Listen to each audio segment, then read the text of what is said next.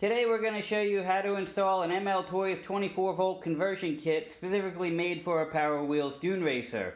The Dune Racer is known for having a small battery compartment in the back of it that just won't hold two 12 volt 12 amp batteries that give you lots of power and lots of runtime. However, the front of a Dune Racer does have an extra compartment that we're able to run a battery up to. There's also some other vehicles from Power Wheels like Mustangs, Hurricanes, and Corvettes that can't fit two batteries in the one storage compartment. This harness will also work for that. The wire is longer for them, so you'll just have some extra wire held up. Dune Racer being the most popular vehicle right now, we're going to show you how to put this kit into your Dune Racer. When you get the kit, what you're going to get is two m.l.toys 12 volt 12 amp batteries, an m.l.toys 24 volt charger so you can charge both batteries at one time, the wire harness, a male connector, and two butt connectors.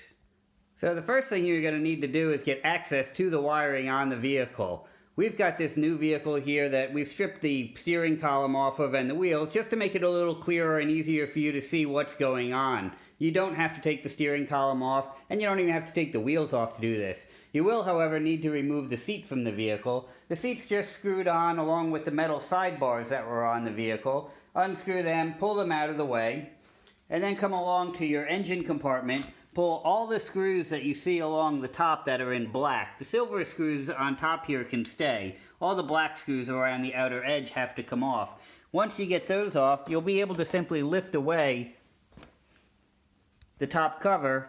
You can see here we've already got a set of our stage 4 motor gearboxes going into place on this vehicle, and that's really designed to handle the 24 volts of power that's going in here.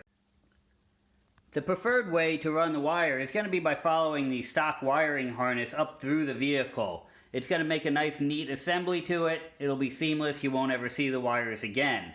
To get to the wires, you'll need to unscrew the screws that hold the shifter in place. You're not actually going to mess with the shifter, just this holder that holds it down, and you'll be able to expose the wires there.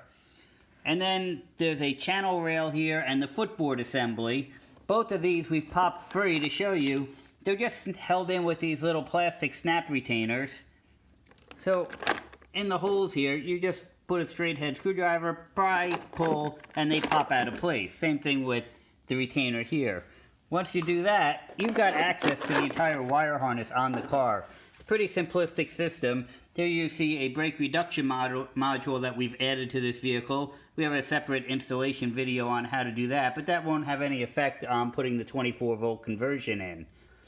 An alternative lazy man's way out would be to run the wires out of here and under the vehicle and up to the front compartment, securing it underneath the vehicle any way you can. We don't recommend it, but we do know a lot of people who do that just because it's a quicker, shorter way to do it. Okay, now that we've gained access to everywhere on the vehicle, we're going to go ahead and run the wire harness. The wire harness is going to go from the back of the vehicle to the front. You're going to start at the rear of the vehicle running your wiring. There's a notch in the Dune Racer where your stock connector comes out, and you will just want to set these wires into that same notch. From there, you're going to follow to the front of the vehicle the same way your stock harness comes.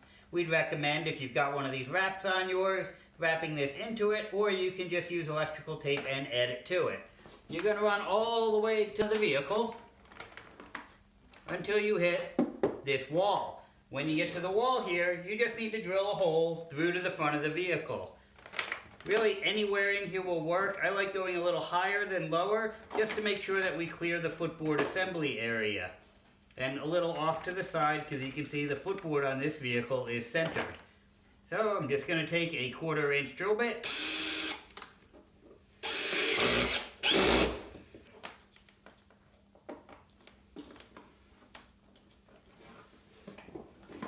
You can, on most vehicles, reach underneath and help fish the wire through. This just may take a little time to get in place and through the vehicle like that. And now with the wire run to the front of the vehicle, I can go ahead and strip the wires. So we expose about a 1/4 inch of the ends. Go ahead and put the butt connectors in place. Now we have some customers that have soldering skills that can solder them. And we definitely recommend soldering as the best alternative to fasten these in place. If you can't solder, go ahead and use the butt connectors. If you do some form of poor connection on the vehicle electrically, then you're going to start blowing fuses and have an unhappy experience and think something is wrong with the motors or batteries, when in fact you'll just have a connection that's not able to flow the amperage that the 24 volt system or 18 volt system is going to demand. Now take your extra male connector, slide it in red to white and black to black, and do the same thing to lock them in place.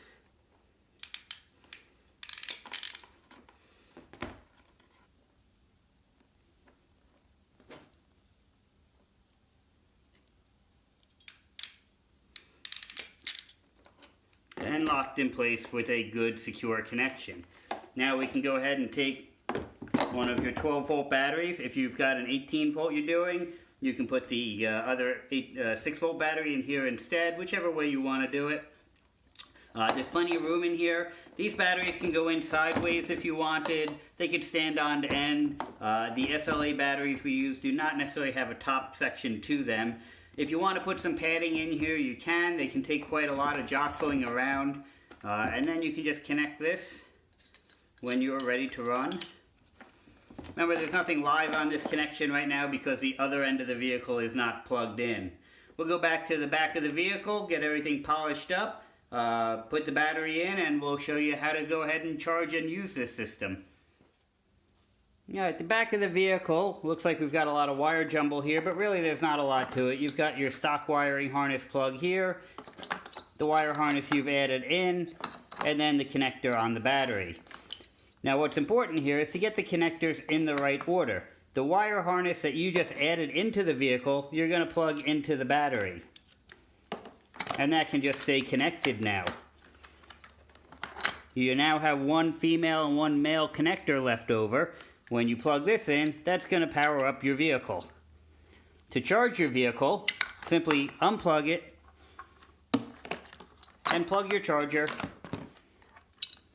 into the port, and you'll charge both batteries at once. It's very important to make sure you don't charge one 12 volt with your 24, so leave those connected. The kit that you're going to receive will have a marking on the connector that you're going to use for charging from.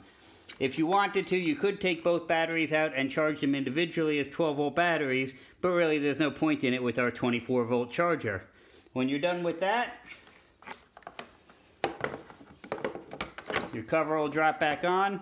Again, charge your batteries right in place in the vehicle, and you're good to go. Bolt everything back together, your kid's ready to go fast. Another innovation from ML Toys.